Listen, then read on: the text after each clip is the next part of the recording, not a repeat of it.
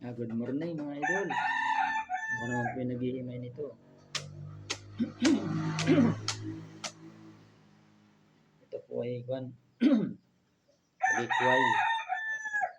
Kung kilala po ninyo ito, lagikway. Gigisa ko po ito mga idol. Tapos ay piritos na isda. Ito na ang ulam ko. Lagikway na ginisa. Alagyan ko ng piniritos na isda. Yan. Sarap po ito mga idol. Masarap ito pag ito natikman ninyo. Baka hindi pa kayo nakakatikim nito. Ito ay pwede ninyong ilokdo sa pag kayo nagsaing. Pwede nyo itong ilokdo tapos pwede yung asiman lang. Asiman lang ng kalamansi. Pwede ng ulam. Tapos aasinan. Yan mga idol. Pero ang gagawin ko naman dito ay igigisa ko naman. Hinihimay ko lang baka may uhod. Masarap kasi ang ginisa nito.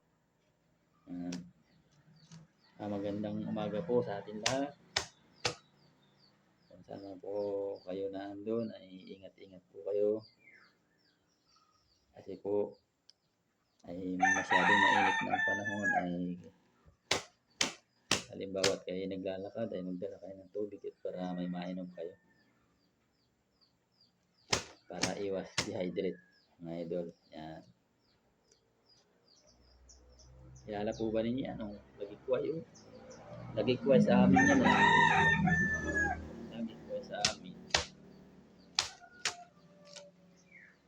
Pinapagpagan lang po baka mamaya ay may uhod ay.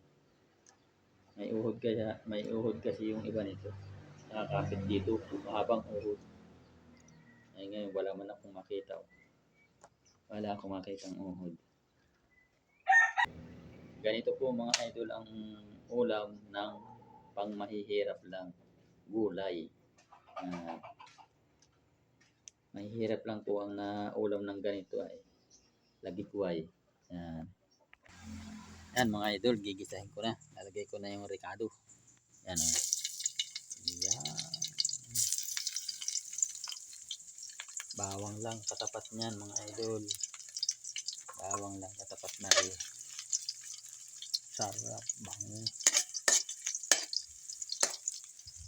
Bango. Sarap ng amoy. Yan, lalagay ko na itong talbos mga idol. Lalagay ko na itong talbos.